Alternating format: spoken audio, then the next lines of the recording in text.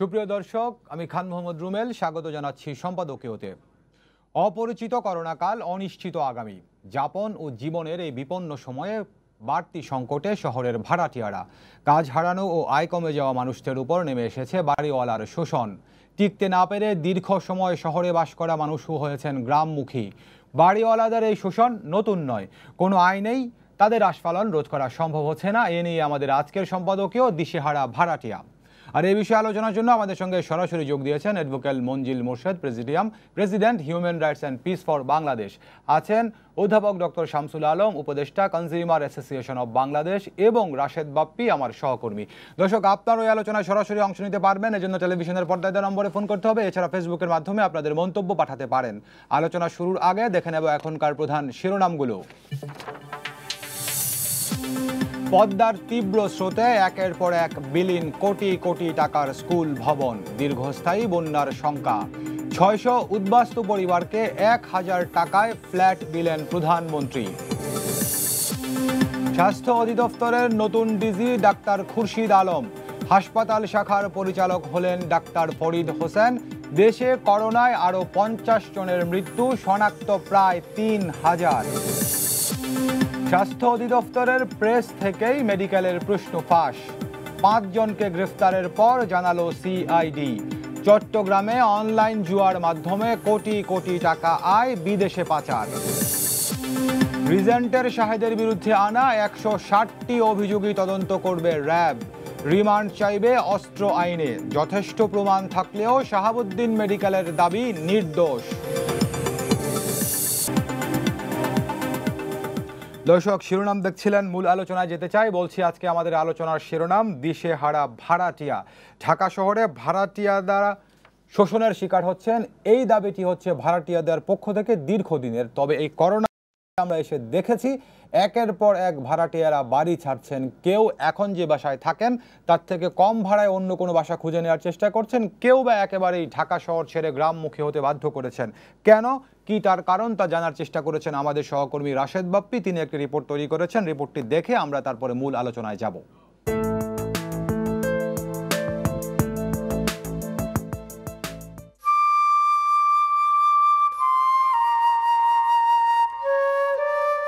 জাদুর শহরের আসমান জুড়ে আজ ঘন কালো মেঘ, অট্টালিকার পাহাড়ের ভাঁজে ভাঁজে বুক ফাটা আর্তনাদ, বোবা কান্না। আমাদের সব স্বপ্ন আপনারা ডাস্টবিনে ফেলে এখন আপনারা, আর আমরা ঘুমোচ্ছেন মাঝে, দরজাটা একটু খুলুন। আমি তো আর সহ্য করতে পারছি না রে। আমি জানি যে বাসায় গেলে আজকে আমার মারবে, আমার সামনে অন্য অন্য ভাড়াটিয়া করে যে মারছে আমি তো দেখছি। ৫০ বছর যদি থাকি আমি, তারপরে শহরটা আমার নিজের হয় নাই।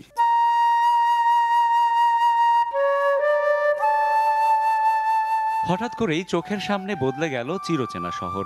বহু বছর একই ছাদের নিচে বাস করেও আজ কেউ বাড়িওয়ালা, আবার কেউ ভাড়া দিতে না পারার ব্যর্থতায় বাড়ি ছাড়া। ওনাদের কাছে ভাড়ার কথা বলতে গেছি, ওনারা বললো যে শিশু বাচ্চার মতো কথা বলতেছেন কেন। সম্পর্কটা হলো যে এখন আমরা টাকা দিলে এখানে থাকতে পারবো, টাকা না দিলে থাকতে পারবো না। বাসা থেকে আমাদেরকে দূর দূর করে যেরকম কুকুরকে তাড়ানো হয়, এভাবে আমাদেরকে তাড়ানো হচ্ছে।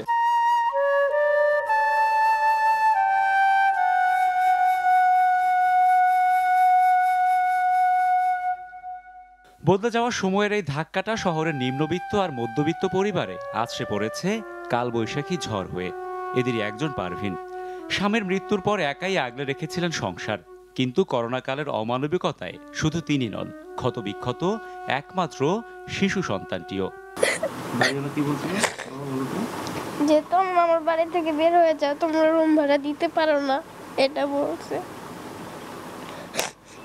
যেদিন একেবারেই আমরা 3টা মানুষ খালি হাতে, জায়গায় যা জামা কাপড় ছিল তাই নিয়ে চলে আসছি, ওই দিনের মতো কষ্ট তো আমার জীবনে মনে হয় না যে সামনে আর কিছু হবে।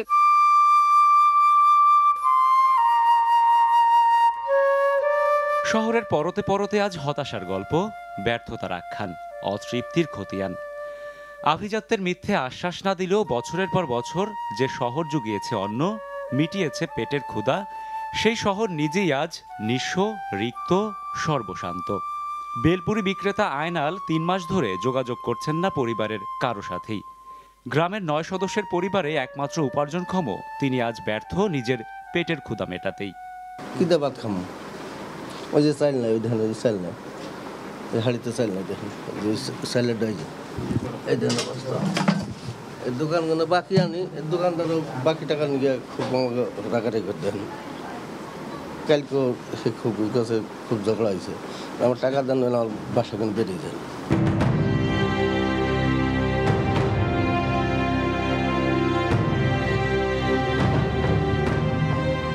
বাসা ভাড়ার বিজ্ঞাপনে ঠাসা এমন ঢাকা কে দেখেছে কবে? যে শহর প্রতি বছর নতুন নতুন মুখের যোগফল কষতে অভ্যস্ত, সেখানে আজ বিয়োগের অঙ্ক। শহরের দেয়ালগুলো যখন এমন অঙ্কের হিসেব মিলাতে ব্যস্ত, তখন দেখে আসা যাক অভিমানী ভাড়াটিয়াবিহীন কেমন আছেন বাড়িওয়ালারা।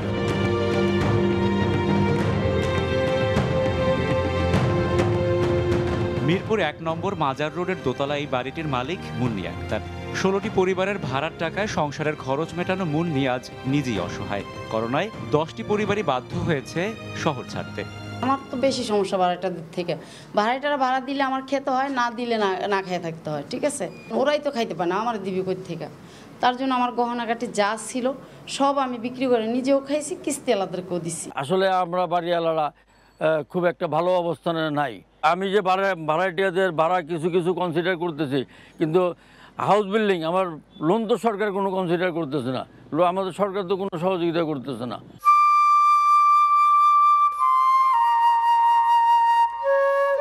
করোনার প্রাদুর্ভাব পাশে সরিয়ে ঘুরে আসতে চাই নগরজনের ঘর।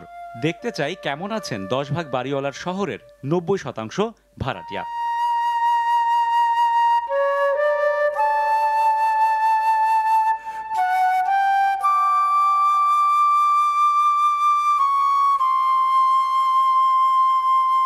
কোটি মানুষের এই শহরে রয়েছে নানা শ্রেণী পেশার মানুষ। প্রত্যেকেই প্রত্যেকের সামর্থ্য অনুযায়ী জীবনযাপন করবেন বসবাস।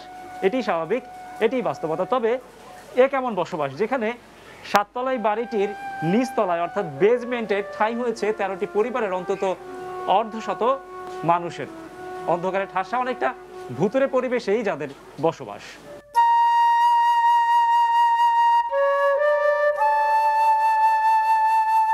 দুই সন্তান আর স্বামী সহ পরিবারের 4 সদস্যের দুপুরের রান্নায় ব্যস্ত রুমা। ব্যস্ততার ফাঁকি কথা বললেন। আন্ডারগ্রাউন্ডে তো মানুষজন গাড়ি রাখে, এখানে কি মানুষ বসবাস করে? হ্যাঁ, আমরা বসবাস করি। আমাদের তো কোনো জায়গা মনে কোনো অত সম্পদ নাই যে ভালো একটা ফ্ল্যাট নিয়ে থাকো। ভাড়া কেমন? আমরা ভাড়া দেই, আমার রুম যেটা এটা 6,500, আর এদিকে আশেপাশে আছে 7,500। একটু আপনার 6,500 টাকার রুমটা একটু দেখবো, আপনারা একটু আমার সঙ্গে আসুন। সামনে চলে।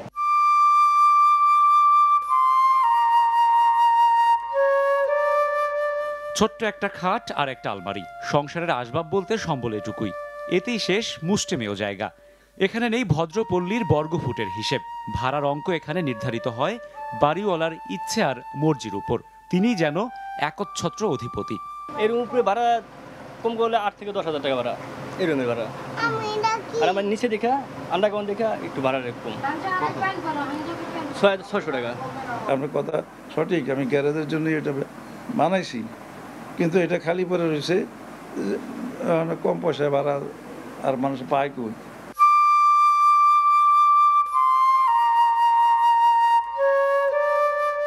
এ তো গেল নিম্নবিত্তের সংগ্রামী জীবনের গল্প। শহরের মধ্যবিত্ত শ্রেণীর কষ্ট কি কম কোনো অংশে? না পারেন মুখ ফুটে বলতে, না পারেন সহ্য করতে। মশিউর দম্পতি যেন এমনই এক মধ্যবিত্ত শ্রেণীর প্রতিনিধি। আমার স্যালারি বাড়ুক বা না বাড়ুক, ভাড়া কিন্তু গ্র্যাজুয়ালি বেড়েই যাচ্ছে। তারপর আমরা যে একটা সার্ভিস চার্জ দিচ্ছি, সেই সার্ভিস চার্জের বদলতে যে সার্ভিসগুলি পাওয়ার কথা, ওইটাও কিন্তু আমরা ঠিকমতো পাচ্ছি না। এই যে মনিব এবং প্রভু এবং প্রজাদের যে একটা এরকম সেই ব্রিটিশ আমলে বা ইয়েতে ছিল, সেই জিনিসটা টিল ডেট আছে। এবং তাদেরকে ভাড়াটিয়া মানে যা ভাড়াটিয়া মানে এরকম একটা ইস্যু, মানে তুচ্ছতা ছিল, সামথিং লাইক দ্যাট। আমার বাড়ি নাই দেখি আমি আপনার কাছে ভাড়াটিয়া হিসেবে আসছি। সো আমার যে প্রাপ্য সম্মানটা, আমার যে প্রাপ্য অধিকারটা, সেই অধিকারটা আমাকে দেওয়া উচিত।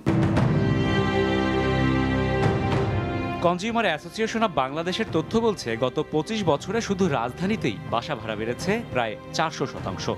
2019 সালে নিম্ন ও মধ্যবিত্তের বাড়ি ভাড়া বাড়ে 8.18%, বস্তির ঘর ভাড়া 9.74 এবং মেসের ভাড়া বাড়ে 7.91%। শহরমুখী অভিবাসন বৃদ্ধির সঙ্গে প্রতি বছর পাল্লা দিয়ে ভাড়া বাড়লেও মিটছে কি ভাড়াটিয়ার ন্যূনতম অধিকার? ঢাকা শহরের বাড়িওয়ালারা মনে করে ঢাকাটা ওনাদেরই, যারা আমরা ঢাকার বাইরে থেকে আসি আসলে আমরা তো ডাস্টবিনের টিস্যু। বাড়িওয়ালা তার নির্দেশ দিয়ে দেয় আত্মীয় আসতে পারবে না, রাতের বেলায় জুতা গনে দেখে কয়টা জুতা আছে, তারপরে তার এখানের মধ্যে কোনো রকম এই লেট করে আসতে পারবেন না, 10টার সময় পরে আসবেন, 11টার পরে আসবেন, এ ধরনের আইন কানুন দিয়ে দেয়। তাহলে এই আইন কানুনগুলো এই ভাড়াটাকে মানতে হচ্ছে।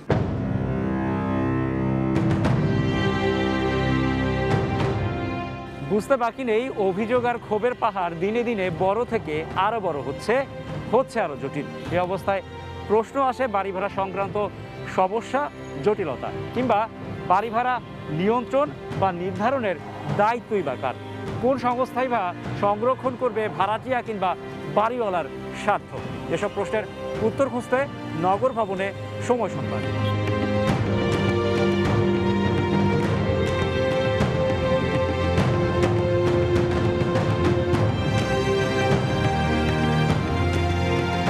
দীর্ঘ প্রতীক্ষার পর অনুমতি মিলল দক্ষিণ সিটির প্রধান নির্বাহী কক্ষে প্রবেশের। তবে নিষেধাজ্ঞার বেড়াজালে আটকে দেয়া হয় ক্যামেরা। কিন্তু বাড়ি ভাড়া বিষয়ে কোনো কথা বলতেই রাজি নন তিনি। পরে অবশ্য স্বীকার করলেন এই বিষয়ে তার অজ্ঞতা। আমি এখন কথা বলতে পারবো না, খুব ব্যস্ত আছি। এবারের গন্তব্য রাজস্ব কর্মকর্তার কক্ষ। এখানেও হতে হয় হতাশ। তবে সিটি কর্পোরেশন আপনাদের কোনো দায়িত্ব নাই? ভাড়া কমানোর বাড়ানোর ব্যাপারে আমাদের ইয়ে নেই, আমরা কর ধার্যের ক্ষেত্রে ইয়ে করি। বাড়ি ভাড়া নিয়ন্ত্রণ আইন 1991 অনুযায়ী বিরোধ মীমাংসা কিংবা ভাড়া নিয়ন্ত্রণ ও নির্ধারণে নিয়ন্ত্রক নিয়োগের কথা থাকলেও দায়িত্ব দেয়া হয়েছে সহকারী জজদের। এছাড়া আইনেও রয়ে গেছে নানা অসঙ্গতি। শতকরা 5 ভাগ বিরোধ আদালত পর্যন্ত গড়ায়নি। এই কারণে আমরা বলছি যে আইনটি একটি অকার্যকর আইন, কিন্তু তা সত্ত্বেও আমাদের সংসদ এই গত 20-30 বছরও এই আইনটাকে সংশোধন করে যুগোপযোগী করার জন্য কোনো ব্যবস্থা গ্রহণ করেনি। দীর্ঘদিনের জটিলতা নিরসনে প্রচলিত আইন পরিমার্জন ও নাগরিক অধিকার নিশ্চিতে আলাদা কমিশন গঠন কিংবা নগর কর্তৃপক্ষকে দায়িত্ব নেওয়ার পরামর্শ বিশেষজ্ঞদের। সিটি কর্পোরেশন, পৌরসভা, উপজেলা পর্যায়ে যারা আছেন প্রধান নির্বাহী কর্মকর্তা, ওনারা ভাড়া নিরোধ সংক্রান্ত যে ধরনের বিরোধ হয় সেই বিরোধগুলো নিষ্পত্তির ক্ষেত্রে তারা কাজ করতে পারে, কিন্তু সেই কাজটিও করা হয়নি। তো তার মানে এটা হলো রাষ্ট্র ভাড়াটিয়াদের পক্ষে, ভাড়াটিয়াদের জন্য কোনো কিছু করার জন্য এগিয়ে আসছে, সেরকম কোনো সিমটম আমরা দেখছি না। যথাযথভাবে রাজস্ব অঞ্চল নির্ধারণ করে জনগণের সাথে সাশ্রয়ী ভাড়া এবং বাড়িওয়ালাকে সাশ্রয়ী সুদের একটি বন্দোবস্ত করা, এই কাজগুলো আদ্যবধি হয়নি। বাড়ি ভাড়াকে একটি সুনিয়ন্ত্রিত ব্যবস্থাপনায় আনা, এর কোনোটি আজ পর্যন্ত রাষ্ট্র করেনি। অবহেলা করেছে সিটি কর্পোরেশন, যাদের দায়িত্ব ছিল এই জায়গায় অম্বুডসম্যান বা মধ্যবর্তী কার্যক্রমের পরিচালনায় মধ্যস্থতাকারী হিসেবে কাজ করা। আমরা একই সঙ্গে দেখি যে ঋণ প্রদানের ক্ষেত্রেও বাড়ি তৈরি করা এবং বাড়ি পরিচালনার ব্যয়ে সরকারের আগ্রাসী মনোভাব এখনো কমেনি। ব্যাংক কোনো ধরনের সুবিধার ক্ষেত্রে দিচ্ছে না। শত হতাশা কিংবা আশাভঙ্গের মাঝেও স্বপ্ন মানুষকে বাঁচিয়ে রাখে, স্বপ্ন যোগায় টিকে থাকার রসদ। জাদুর শহরে আবারও হয়তো উড়বে স্বপ্নের ফানুস, যাকে ছুতে নগর ছেড়ে যাওয়া মানুষগুলোর মিছিল হয়তো আবারও হবে শহরমুখী। তখন কি তাদের আপন হবে এই মায়ার শহর?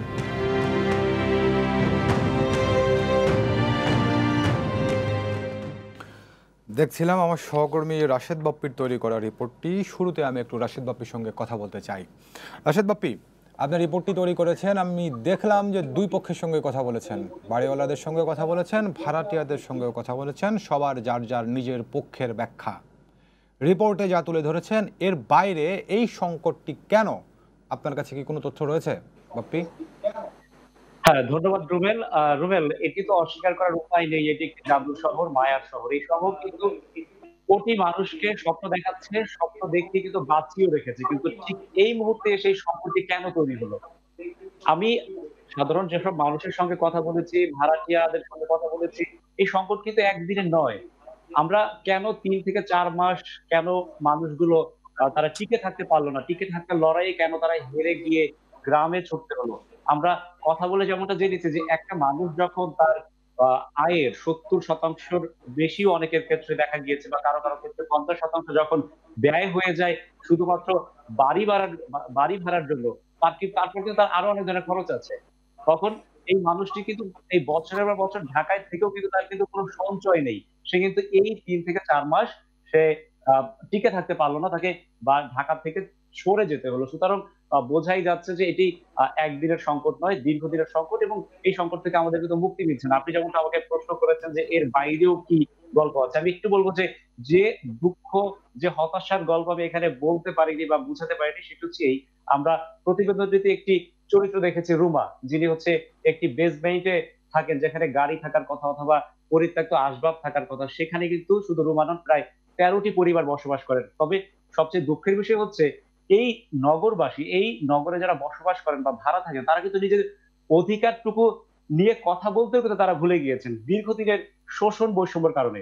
আমরা কথা বলেছি রুমার স্বামীর সঙ্গে, তিনি বলেছেন যে উপরের যে তলা সেই তলার রুম ভাড়া, তার যে রুম সেই রুম ভাড়ার থেকে আরো বেশি ১০,০০০ টাকা, কিন্তু তিনি ৬,৫০০ টাকা দিয়ে সেই রুমে থাকতে পারছেন যেখানে আলো ঢোকে না, সেখানে অক্সিজেন পাওয়াটাও খুব কষ্ট হয়ে যায়। সুতরাং এই বৈষম্য কিন্তু দীর্ঘদিনের এবং মানুষগুলো কথা না বলতে বলতে তার অধিকার থেকে বঞ্চিত হতে হতে এমন একটা পর্যায়ে চলে গিয়েছেন যে তিনি তার কথাটুকু, ন্যায্য দাবিটুকু করতে পারছেন না। আপনি, আপনাকে ধন্যবাদ, আমাদের সঙ্গে থাকবেন, আপনার সঙ্গে আবারও যুক্ত হওয়ার চেষ্টা করবো। আমি অধ্যাপক ডক্টর শামসুল আলমের সঙ্গে যুক্ত হতে চাই। অধ্যাপক শামসুল আলম, আপনাকে স্বাগত জানাচ্ছি এই আলোচনায়। আমাদের রিপোর্টার রাশেদ বাপ্পি যে রিপোর্টটি তৈরি করেছেন সেখানে একটি তথ্য তিনি দিয়েছেন আপনাদের কনজিউমার অ্যাসোসিয়েশন অফ বাংলাদেশের। সেখানে তিনি বলছেন ২৫ বছরে ঢাকা শহরে ৪০০% বাসা ভাড়া বেড়েছে। তো আপনাদের তথ্যই এটি, তো নিশ্চয়ই আপনারা এটি নিয়ে কাজ করেছেন। এই যে ২৫ বছরে ৪০০% বেশি বাড়লো, এর পেছনের কারণ কি আপনাদের কাছে মনে হয়, অধ্যাপক শামসুল আলম? প্রথমত মূল কারণ হচ্ছে রাষ্ট্রের নিয়ন্ত্রণ নেই। সেবা বা পণ্য ভোক্তার ন্যায্য দামে, মানে এবং পরিমাণে মাপে এটা পাওয়া তার মৌলিক অধিকার। সেই অধিকার রাষ্ট্র সংরক্ষণ করবে। কনস্টিটিউশনে এবং ভোক্তা অধিকার আইনে এই বিষয়টি নিশ্চিত করেছে রাষ্ট্র। কিন্তু বাস্তবে যে প্রতিবেদন তুলে ধরা হয়েছে এবং সেখানেই বলা হয়েছে যে এই সমস্যাটা একদিনের নয়, দীর্ঘদিনের। উন্নয়নের ধারাবাহিক যে অব্যাহত গতি, অপ্রতিরোধ্য গতি, সেই গতি এই ভাড়াটিয়া শ্রেণীকে মোটেই প্রভাবিত করতে পারেনি। তাদের জীবনে এবং তাদের কপালে সে ছোঁয়া যে এসে লাগেনি, এটা বোঝা যাচ্ছে। এই বোঝাটা আরো প্রকট হলো করোনাকালীন সময়ে। যুদ্ধ বিগ্রহ করে জীবন যুদ্ধে যারা পরাজিত হলো, করোনার কাছে পরাজিত না হলেও তারা এই যুদ্ধে পরাজিত হয়ে তারা যে আবার গ্রামে ফিরে গেল, স্বপ্ন ভেঙে গেল, অনিশ্চিত ভবিষ্যৎ, চোখের জল ফেলে ঢাকাকে বিদায় দিয়ে গেল, সে বিষয়টি অত্যন্ত বেদনা বিধুর ভাবে প্রকাশ পেল। আর তারই পাশাপাশি এবছরের করোনাকালীন বাজেট প্রণয়ন হলো, যে বাজেটে দেখা গেল যে সেখানে ৮% প্রবৃদ্ধি ধরা হয়েছে। সে প্রবৃদ্ধি করোনাকালেও অব্যাহত থাকবে, সে গতি অবরুদ্ধ হলো না। অথচ টোটাল বাড়ির ৯০% ভাড়াটিয়াদের মধ্যে এই ছিন্নমূল মানুষ, তারা যে কোনো রকমে টিকে ছিল, এখন যে ছিন্নমূল হয়ে গেল, সেই উন্নয়নে এর গতিকে তারা কোনোভাবেই তাদের পক্ষে আসলো না। এবং এরাই এই অর্থ জুগিয়েছে ২৫ বছর ধরে। এদের রক্তই পানি হয়েছে, এদের রক্তই অর্থ হয়েছে, এদের রক্তই ট্যাক্স হয়েছে, ভ্যাট হয়েছে, ঘুষের টাকা, কমিশনের টাকা, অসাধু ব্যবসার টাকা, মানি লন্ডারিং টাকা, সব এদের রক্ত টাকা হয়ে চলে গেছে। রাষ্ট্র সেগুলো প্রতিরোধ করতে পারেনি, এদের এই অধিকারকে সংরক্ষণ করতে পারেনি। আমরা ব্যর্থ আর্তনাদ করেছি বছরের শেষে। এখানে যদি প্রশ্নটি এরকম হয়, ঢাকা শহরে কিছু বাড়ির মালিক তো রয়েছেন যে তাদেরও একমাত্র আয়ের উৎস বাড়ি ভাড়া, তো এখন সংকটটি যখন এসেছে, বর্তমানে করোনাকাল নিয়ে আমরা কথা বলছি, সংকটটি তো আসলে দুজনের জন্যই। একদিকে যিনি ভাড়া থাকেন তার যেরকম আয় কমে গেছে, কিংবা অনেক ক্ষেত্রেই তিনি যে আয়ের যে পথ তার ছিল সেটিও একরকম বন্ধ হয়ে গেছে, হারিয়ে গেছে, এরকম পরিস্থিতিও কারো কারো রয়েছে। আবার বাড়ির যিনি মালিক তিনিও ভাড়া পাচ্ছেন না, কিংবা নতুন ভাড়াটিয়া আসছে না একজন চলে যাওয়ার পরে। তো উভয় সংকটই এখানে রয়েছে কিনা? হ্যাঁ, উভয় সংকটই রয়েছে। আমরা দেখতে পেলাম যে শত শত বাড়ি নয়, হাজার হাজার বাড়ি খালি হয়ে গেছে, টুলেট ঝুলছে। যেখানে বাড়ির সংকট ছিল, মানুষ খুঁজেও বাড়ি পেত না, বেশি ভাড়া দিয়েও পেত না, এরকম একটা সংকটের মধ্যেও কয়েক বছর আগে চলেছে, সেই জায়গাটায় দেখা যাচ্ছে বাড়ি খালি হয়ে গেছে। আমার আত্মীয় স্বজনদের মধ্যেও দেখেছি যে তাদের মাসের পর মাস ভাড়া পাচ্ছে না, এইরকম অবস্থা তৈরি হয়ে গেছে। সম্পদের অব্যবহৃত থেকে যাচ্ছে, সম্পদ অচল হয়ে গেছে, সচল হচ্ছে না, সেখানে অর্থনৈতিক প্রবাহে সেই অর্থ যোগ হচ্ছে না, ভোগ ব্যয়ে সেগুলো আসছে না, এগুলো অর্থনীতির জন্য অশনি সংকেত। এই ব্যাপারটা শুধু যে বাড়ি ভাড়াটে বা বাড়ির মালিকের উপরই নির্ভর করছে না, এখান থেকে অর্থনীতি সচল হওয়ার একটা রেভিনিউ সরকারের আসে, ব্যবসা বাণিজ্যে আসে, সেসব জায়গাতেও কিন্তু তার বিরূপ প্রভাব পড়ছে। আমরা এখানে ঠিক সাদা চোখে দেখতে পাচ্ছি। ধন্যবাদ স্যার, আমাদের সঙ্গে থাকবেন। আপনার সঙ্গে আবারও যুক্ত হব। আমি অ্যাডভোকেট মঞ্জিল মোর্শেদের সঙ্গে যুক্ত হতে চাই। অ্যাডভোকেট মঞ্জিল মোর্শেদ, আমি যতদূর জানি যে ঢাকা শহরের এই লাগামহীন বাড়ি ভাড়া নিয়ে আপনাকে রিট করেছিলেন। তো এখনকার প্রেক্ষাপট অর্থাৎ করোনাকাল যদি বলি যে দুই পক্ষই সংকটে রয়েছে, বাড়ির মালিক এবং যিনি ভাড়া থাকেন, কিন্তু এই লাগামহীন বাড়ি ভাড়ার বিষয়টি শুধুমাত্র কিন্তু এখনকার নয়, সেটি সারা বছরের সকল সময়ের। এখন হয়তো যারা ভাড়া থাকেন তাদের আয় কমে গেছে বলেই বাড়ি ছাড়ার হিড়িক পড়েছে, কেউ কেউ গ্রামেও চলে যাচ্ছেন। তো বাড়ি ভাড়া এত লাগামহীন হলো কেন? মঞ্জিল মোর্শেদ। ধন্যবাদ আপনাকে। দেখুন, আজকে যে রিপোর্টটা দেখলাম স্ক্রিনে, সেটা কিন্তু অত্যন্ত দুঃখজনক। এবং আপনি জানেন যে রাষ্ট্রের সমাজে বা রাষ্ট্রের ভিতরে যে সমস্ত সমস্যাগুলো থাকে সেগুলো সমাধান করা, আইন করে, আইন প্রয়োগ করে। কিন্তু আমরা দেখতে পাচ্ছি 1991 অর্থাৎ 91 সালে বাড়ি করার পর থেকে এই আজ পর্যন্ত ক্ষেত্রে রাষ্ট্র তেমনটা উদ্যোগী হয়নি, এবং উদ্যোগী না হওয়ার কারণে এই আইনটা একসময় অকার্যকর হয়েছে এবং সুযোগ সে গ্রহণ করেনি। এবং আমরা এই human rights and piece for বাংলাদেশের পক্ষ থেকে ৬-৭ বছর আগে শেষ পর্যন্ত আদালতে গিয়ে যে এই যে আইনটা রয়েছে সেইটা আইন এবং এখানে কিভাবে কার্যকর করা যায়, এবং আমরা কতগুলো সাজেশনও আদালতে রেখেছি বিশ্বের অন্যান্য দেশে যেভাবে আছে। এবং আপনি জানেন যে ঢাকা শহরে সরকারের আজিমপুর কলোনি বা গুলশান কলোনিতে যখন একজন অফিসারকে বরাদ্দ দেন, ওখানে কিন্তু কোনো প্রশ্ন আসে না, ভাড়া বিরোধ আসে না, কারণ সরকারের পক্ষ থেকে নির্ধারণ করা আছে। কিন্তু অন্যান্য বাড়ির কোনো ভাড়া নির্ধারণ না থাকার কারণে এই ভাড়াটি এবং বাড়ির মালিকদের মধ্যে বিরোধ সৃষ্টি হয়। তবে আমি বলবো সকল বাড়ির মালিক কিন্তু নয়। আমি নিজে একটা বাড়িতে 16 বছর, সেখানে করোনার পরে আমি একটা SMS পাঠিয়েছিলাম মালিক 10% ভাড়া বাড়ান, এবং 1 জুলাইতে বাড়ানোর কথা, এবং আমি 30 তারিখে SMS-টা পাঠানোর পরে উনি সাথে সাথে SMS বলছে ঠিক আছে এবছর বাড়ানো হবে না। অর্থাৎ এটা এপিক। আপনি দেখেছেন করোনার পরে অনেকে ভাড়া নিবেন না ডিক্লারেশন দিয়েছেন, অনেকে ভাড়া নেননি বলছেন, এটার পার্সেন্টেজ হলো হয়তো খুবই নগণ্য, হয়তো 2%, 1% এইরকম হবে, কিন্তু অধিকাংশ ক্ষেত্রে কিন্তু সে বিড়ম্বনা হচ্ছে। বিড়ম্বনা আপনাকে বলি, সেটার মূল কারণটাই হলো এই বাড়ি ভাড়াটা নির্ধারণ নাই, অর্থাৎ কোন এলাকায় কত ভাড়া হবে নির্ধারণ না থাকার কারণে অনেক বাড়িওয়ালা তারা ইচ্ছা মতো, এবং 6 মাস পরে নতুন ভাড়াটি আসলেই তারা ভাড়া বেশি পাবে, এই কারণে 6 মাস পরেই ভাড়াটাকে হঠাৎ করে যে কোনো অজুহাতে বলে যে বাসা ছেড়ে দিতে হবে। এখন কারণে যাকে বলা হলো সে যে প্রতিকার নিবে, সেই প্রতিকারের পথটা এত কঠিন, হতে যেতে হবে, কয়েক বছর ঘুরতে হবে, আইনজীবীকে ফিস দিতে হবে, এই না, যার ফলে এটাকে আমি বলি অকার্যকর। এবং এই কারণে আমরা আদালতে যাওয়ার কারণে প্রায় 4 বছর দীর্ঘ পরে একটা রায় হয়েছিল, আদালত একটা রায় দিয়েছিলেন, এবং সেটা কিন্তু আপনারা সকল মিডিয়ায় প্রকাশিত হয়েছে যে আমাদের এই আইন, যদিও দুর্ভাগ্যক্রমে বিচারক মারা যাওয়ার কারণে রায়টা আর কার্যকরী হয়নি, এখন অন্য একটা আদালতে শুনানিতে আছে, সেখানেও শুনানি শেষ পর্যায়ে। কিন্তু সরকারের যারা আছেন তার যে বাড়ি ভাড়া নিয়ে সমস্যাটা কোথায়, সেই সমস্যাগুলো কমিশন গঠন করে যদি বাড়ি ভাড়াটা নির্ধারণ করে দেওয়া হতো, অথবা বিরোধ মীমাংসার জন্য যদি প্রত্যেকটা ওয়ার্ড বেসিসে বাড়ি ভাড়া নিয়ন্ত্রক নিয়োগ করে দেওয়া হতো, তাহলে কিন্তু এই সমস্যাগুলো হতো না। কারণ হলো যখনই একজন একটা অন্যায় করবে তার প্রতিকার আপনাকে পাওয়ার জন্য ব্যবস্থা রাষ্ট্র করে দিবে, কিন্তু দেয়নি। আমি আশ্চর্য হয়ে যাই যে অনেক আইন বাংলাদেশে পরিবর্তন হয়েছে। জি, অ্যাডভোকেট মঞ্জুল মোর্শেদ, আমি আপনার কাছে আবার আসবো। অন্যায় হলে তার প্রতিকারের ব্যবস্থা রাষ্ট্র করে দিবে, সেই জায়গাতে রাষ্ট্র কি করেছে সেই জায়গাতে আমি আপনার কাছে আসবো। আমি একটু রাশেদ বাপ্পির সঙ্গে যুক্ত হতে চাই, আমার সহকর্মী। রাশেদ, এই আলোচনায় আসার আগে আপনি বলছিলেন যে আপনার একটি পর্যবেক্ষণের কথা যে যোগাযোগ ব্যবস্থাও ঢাকা শহরে বাড়ি ভাড়া লাগামহীন হওয়ার একটি অন্যতম কারণ। আপনার পর্যবেক্ষণটি একটু বলবেন এখানে আমাদের দর্শকদের জন্য? হ্যাঁ, ধন্যবাদ রুমেল। একটু প্রসঙ্গে আরেকটু আগের প্রসঙ্গে ফিরতে চাই। আপনি শামসুল আলম স্যারকে একটি প্রশ্ন করেছিলেন যে একমাত্র অবলম্বন অনেক বাড়িওয়ালা শুধুমাত্র বাড়ি ভাড়া, কেন এটি হলো, কেন সে শুধুমাত্র বাড়ি ভাড়ার উপরই নির্ভর করছেন। এটি কিন্তু আমার যে আপনি যে মাত্র যে প্রশ্ন করলেন তার সঙ্গে কিন্তু সম্পৃক্ত।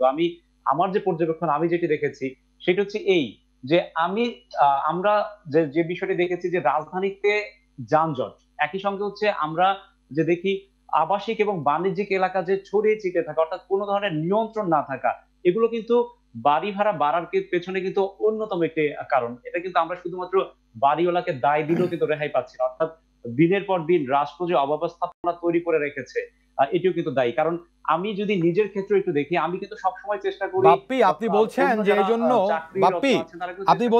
আপনি শুধুমাত্র বাপ্পি আপনি বলছেন যে লাগামহীন বাড়ি ভাড়ার জন্য শুধুমাত্র বাড়িওয়ালাকে দায়ী করতে পারেন না।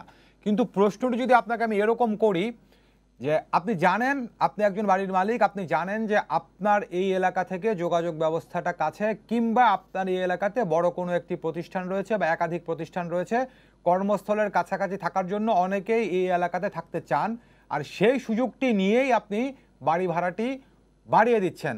অর্থাৎ একই আয়তনের বাড়ি এক এক জায়গায় এক এক রকম ভাড়া, তাহলে বাড়িওয়ালাদের দায় আপনি কেন দেখছেন না?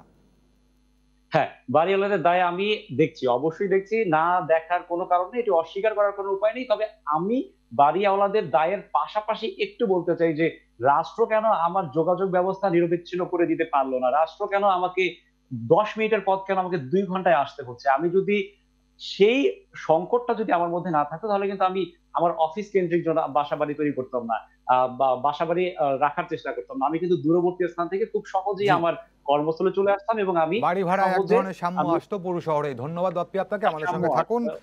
অ্যাডভোকেট অধ্যাপক শামসুল আলম শুনছিলেন আমার সহকর্মী বাপ্পি একটি প্রশ্ন তুলেছেন যে যোগাযোগ ব্যবস্থাও একটি কারণ, রাষ্ট্র আমাকে সেই 10 মিনিটের রাস্তা 10 মিনিটে আসার সুযোগ করে দিতে পারেনি, 10 মিনিটের রাস্তা আসতে 1 থেকে 1.5 ঘন্টা লেগে যায়। অ্যাডভোকেট মঞ্জিল মোর্শেদ বলছেন যে কোনো অন্যায় হলে তার প্রতিকার দেওয়ার দায়িত্ব হচ্ছে রাষ্ট্রের। তো এই লাগামহীন বাড়ি ভাড়ার ক্ষেত্রে রাষ্ট্র কি কোনো প্রতিকার দিয়েছে কিংবা প্রতিকার দেওয়ার কোনো উদ্যোগ নিয়েছে বলে আপনার চোখে পড়েছে অধ্যাপক শামসুল আলম?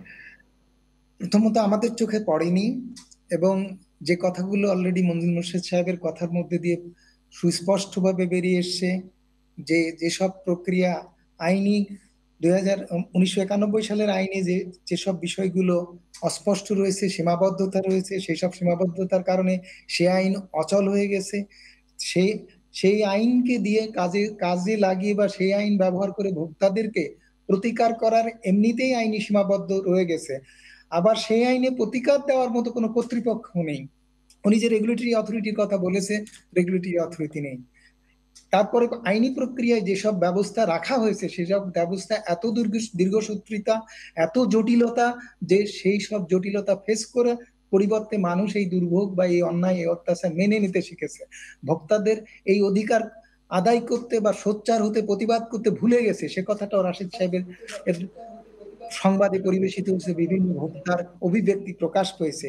তিনি যে কথা বলেছেন যে এমনিতেই ইকোনমিক্সে আছে, ডিমান্ড সাপ্লাইয়ের মধ্যে যদি ভারসাম্য না থাকে, চাহিদার তুলনায় যদি সাপ্লাই কমে যায়, সরবরাহ কমে যায়, তখন অটোমেটিক্যালি বাজারে দাম বেড়ে যায়। যে জায়গায় ভাড়া চাহিদা বেশি, সেই জায়গায় যদি বাসা স্বল্প থাকে বা কম থাকে, সীমিত থাকে, সেখানে ভাড়া বাড়বেই, প্রতিযোগিতা সেখানে সৃষ্টি হবে। সুতরাং তিনি যে যোগাযোগ ব্যবস্থার একটা যে যৌক্তিকতার জায়গাটা ভাড়া বৃদ্ধি তুলে ধরেছে, সেটাও একটা ব্যাপার। মঞ্জুল মুর্শিদ সাহেব যেটা বলেছেন যে আইনি যদি একটা রেগুলেশন থাকতো, সরকারি বাড়ি ভাড়া যেভাবে নির্ধারণ করে দেওয়া থাকে, সেক্রেটারিয়েটের পাশে ভাড়া সরকারের যে ভাড়া, বাইরে থাকলেও সেই ভাড়া, সরকারি বাসাগুলোর তো ভাড়ার কোনো তারতম্য নেই, সরকার নিজে নিয়ন্ত্রণ করে, কিন্তু বেসরকারি খাতে সেই নিয়ন্ত্রণটা নেই, অনুপস্থিত, যেটা না থাকার কারণে ভোক্তা তার অধিকার বঞ্চিত হয়েছে। এক্ষেত্রে আমি আর একটা প্যারামিটারের কথা বলবো ভাড়া বৃদ্ধির, সেটা হচ্ছে যে আপনি দেখবেন যে ডেভেলপাররা যেভাবে সরকারি সম্পত্তি একজন ব্যক্তিকে দেওয়া হয়েছে নামমাত্র মূল্যে, তিনি ডেভেলপার দিয়ে সেটা উন্নয়ন করছেন, ডেভেলপার সেখান থেকে তাকে কোটি কোটি টাকা সাইনিং মানি দিয়ে তার জমিটা নিয়ে অর্ধেক, মানে সে ফ্ল্যাট কিনে বিক্রি করে সে লাভ করছে, তাকে অর্ধেক দিচ্ছে, সে ভাড়া দিচ্ছে। এই যে জায়গাটা, সেই জায়গাটা যদি যৌক্তিক ব্যয়ে এই উন্নয়নটা হতো বা এই নির্মাণ ব্যয়টা যদি হতো এবং সেটা যদি রাষ্ট্র নিয়ন্ত্রণ করত, তাহলে কিন্তু আজকে বাসা ভাড়া ব্যয় নিয়ন্ত্রণ করা আরো অনেক সহজ হতো। নিয়ন্ত্রণ শুধু ভাড়াই নয়, পুরা প্রক্রিয়া, যে জমিটা 99 বছরের জন্য লিজ নেওয়া হয়েছে, সেই জমিটা তো সরকারের, সেই জমিটা হচ্ছে জনগণের। যে ভাড়াটিয়া ওখানে ভাড়া থাকছে, সেই জমির উপরে তার জন্মসূত্রে সত্ত্বাধিকার রয়ে গেছে, সেই সত্ত্বাধিকারের বিষয়টি রাষ্ট্র অ্যাড্রেস করেনি, বরঞ্চ যখন কেনা বেচা হচ্ছে সেখানে সেল ট্যাক্স স্কোয়ার ফিট হিসেবে দফায় দফায় বাজেটে বাড়িয়ে দিয়ে এই চাপটা আবার সেই ভাড়াটিয়ার উপরে ট্রান্সফার করেছে। সরকার বা রাষ্ট্র এখানে অদূরদর্শিতার পরিচয় দিয়েছে, এখানে অবিবেচনার পরিচয় দিয়েছে, এখানে অবিবেচক হিসেবে সরকারকে আমি প্রতিপন্ন করতে বাধ্য হচ্ছি। ধন্যবাদ। জি ধন্যবাদ স্যার, আমাদের সঙ্গে থাকুন। অ্যাডভোকেট মঞ্জুল মুর্শেদ, আপনি বলছিলেন যে অন্যায় হলে বা অবিচার হলে প্রতিকার দেওয়ার দায়িত্ব রাষ্ট্রের। অধ্যাপক শামসুল আলম বলছেন যে এখন পর্যন্ত প্রতিকার দেওয়ার কোনো উদ্যোগ তার চোখে পড়েনি, আপনি এটি নিয়ে কাজ করছেন। এবং যে প্রশ্নটি রাখতে চাই, শুধুমাত্র এই বাড়ি ভাড়া নয়, ভোক্তা বা সেবা গ্রহীতা সকল জায়গাতেই ঠকছেন কিংবা প্রতারিত হচ্ছেন কিংবা ন্যায্যতা পাচ্ছেন না, এরকমই অভিযোগ। কেন? আপনার বিশ্লেষণ কি?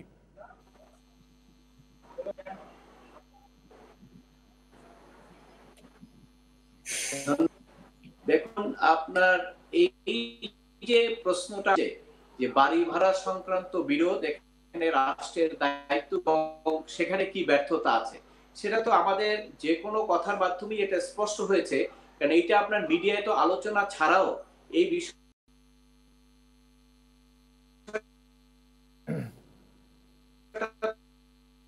তো ভুক্তি করতে পারে না।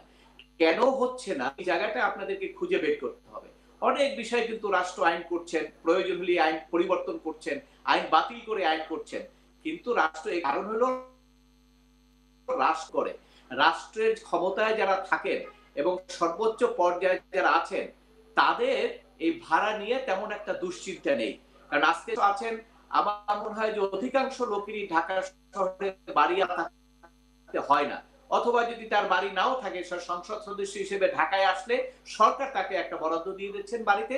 অতএব এই বিষয়টা তাদের কোনো বিবেচ্য বিষয় না, তারা চিন্তা করেন না। তারা মগ্ন আছেন যে তার এলাকায় কোন রাস্তাঘাট বেশি হবে, সেখানে কিভাবে বরাদ্দ বেশি বাড়ানো যায়, এই সমস্ত যেখানে তাদের ইন্টারেস্ট আছে বেশি। কিন্তু এই যে আইন প্রণয়ন করা সংসদ সদস্যদের একমাত্র দায়িত্ব সংবিধানে দেওয়া আছে, কিন্তু সেটার থেকে আমরা অনেক পিছনে গেছি। এটার কারণটা হলো যে আমাদের জাতির পিতা যে সংবিধান দিয়ে গেছিলেন, সেই সংবিধানে আপনি দেখবেন সেখানে কিন্তু রাজনীতিকদের, বিশেষ করে আইনজীবীদের একটা বড় ভূমিকা ছিল, যার ফলে ৭২-এ যখন আপনার ৭২ সংবিধান হওয়ার পরে যে সংসদগুলো ছিল, সেখানে কিন্তু শতকরা ৬০-৭০% আইনজীবী ছিলেন। আমার রাষ্ট্রপতি উনি বলেছেন যে এখন রাষ্ট্রের সংসদ সদস্য হয়ে গেছেন ব্যবসায়ীরা ৬০-৭০% বা ৫০%, যেটাই হোক, অর্থাৎ ব্যবসায়ী ওনারা যখন রাষ্ট্রের সংসদে আইন পাস করবেন, ওনার কোন জায়গায় ব্যবসায়িক স্বার্থ আছে এইটা নিয়ে উনি চিন্তা করবেন। আমরা ৬০-৭০% ভাড়াটিয়া কি কষ্টে থাকি না থাকি, এইটা তো ওনাদের দৃষ্টিভঙ্গিতে। আপনি এই যে ৬ বছর আগে ভ্যাট আইনটা চালু হয়েছে, আপনি এখনো রেস্টুরেন্টে গেলে কিন্তু আপনি 15% ভ্যাট দিচ্ছেন, কিন্তু রাষ্ট্র কিন্তু সে ভ্যাটটা পায় না। ওই আইনটা এখন পর্যন্ত কার্যকরী করতে পারে নাই, ব্যবসায়ীরা আপত্তি দিচ্ছে। সেখানে রাষ্ট্র বারবার, মোহিত সাহেব কিন্তু সেটা করে যেতে পারেননি। অর্থাৎ তাদের ইন্টারেস্ট যেখানে আছে সেখানে আপনি করতে পারবেন না। আর সাধারণ মানুষের যেখানে ইন্টারেস্ট আছে, এই সাধারণ মানুষের ইন্টারেস্টটা আইন প্রণয়নের ক্ষেত্রে তুলে ধরবে কে? সংসদ দর্শন সদস্যরা তো সেটা তুলে ধরছেন না, যার ফলে আমরা কোনো রেজাল্ট পাচ্ছি না। যার ফলে কিন্তু আমাদের সর্বশেষ হাতি একটা হলো আদালত, এবং সেই আদালতে আমরা গিয়েছি, আদালতে আমরা সাকসেসফুল হয়েছিলাম। কিন্তু আমি মনে করি যে আমাদের প্রশাসন এতই আপনার বলবো যে ইনঅ্যাক্টিভ, মানে এতই আপনার ইনঅ্যাকশন যেটাকে বলে। সুপ্রিম কোর্ট এত বড় একটা রায় দিয়ে প্রত্যেকটা জায়গায় আঙ্গুল দিয়ে দিয়ে দেখিয়ে দিলেন যে এই জায়গাগুলোতে সমস্যা আছে, এইভাবে করো। রায়টা হয়তো ওই বিচারক মারা যাওয়ার কারণে বাস্তুকি যে 4 বছরে কিছু করতে পারছেন, এই যারা কর্মকর্তা আছেন তাদের নলেজে গেলেন না। এটা রাষ্ট্রের জন্য কিন্তু অনেক ভালো হতো, কারণ আজকে যে ভাড়াটিয়া জানেন যে অনেক ভাড়াটাই কিন্তু আন্ডার হ্যান্ডলিং হয়, অর্থাৎ এটা ট্যাক্সটা সরকার পায় না। ধন্যবাদ অ্যাডভোকেট মঞ্জুল মোর্শেদ, আমাদের সঙ্গে থাকুন। আমি অধ্যাপক শামসুল আলমের সঙ্গে যুক্ত হতে চাই। অধ্যাপক শামসুল আলম, আপনি আমাদের যে রাশেদ বাপ্পির তৈরি করা রিপোর্টটির শুরুর দিকে দেখেছেন যে একটি বাড়ির প্রধান ফটক ধরে কাঁদছিলেন একটি যুবক। এইটার একটু গল্পটা আমি আপনাকে বলতে চাই। কয়েকজন ছেলে যারা পড়াশোনা করেন ঢাকায় বিভিন্ন স্কুলে কিংবা বিশ্ববিদ্যালয়ে, তারা এখানে থাকতেন। এই করোনার ছুটিতে তারা বাড়ি চলে গিয়েছিলেন এবং সেই শিক্ষার্থীদের দাবি যে তারা বাড়িতে থেকেও টাকাগুলো শোধ করেছিলেন, 1 মাসের ভাড়া বাকি পড়েছিল। আর সেই কারণে এই যিনি বাড়ির মালিক, তিনি সেই শিক্ষার্থীদের সার্টিফিকেট থেকে শুরু করে অন্যান্য যত আনুষঙ্গিক জিনিসপত্র ছিল সব ডাস্টবিনে ফেলে দিয়েছিলেন। তো এই হচ্ছে এটির গল্প। তো এখানে আমি বলতে চাই, শুধুমাত্র লাগামহীন ভাড়া কিংবা ভাড়াটিয়া শোষণ এসবই নয়, এই শহরটা কি দিন দিন অমানবিক হয়ে উঠছে? মানুষগুলোকে আসলে খুব বেশি হিংসাত্মক হয়ে উঠছে? আপনি যে কথা বললেন এর জলজান্ত শিকার আমি নিজে। আমার ছাত্ররা এইরকম মাসে থাকতো, তারা বাড়ি চলে গেছে ঠিক আপনার মতো একই ঘটনা। তাদের সার্টিফিকেট, বই, খাতাপত্র সব ফেলে দেওয়া হয়েছে, সব কিছু ধ্বংস করে দেওয়া হয়েছে। তারা সেগুলো পুনরুদ্ধার করতে পারেনি। আমার কাছে তারা আবেদন করে জানিয়েছে আমি এর প্রতিকার কোথায় যেতে পারি, আমি তাদেরকে কোনো পরামর্শ দিতে পারিনি। তাহলে আপনি যে বললেন যে আমরা এই শহর কি মানুষকে একদিকে শোষণ করছে, একদিকে মানুষকে নির্মম বর্বর করে তুলছে, মানুষকে মানবিক গুণ মানুষের মধ্যে থেকে বিদায় নিচ্ছে। এই ছেলে অসহায় হয়ে কাঁদছে আজকে। এই ছেলে তার প্রতিকারের জন্য সে যদি উল্টা আচরণটা করতো তাহলে সেখানে কি সংঘাত সৃষ্টি হয়ে যেত না?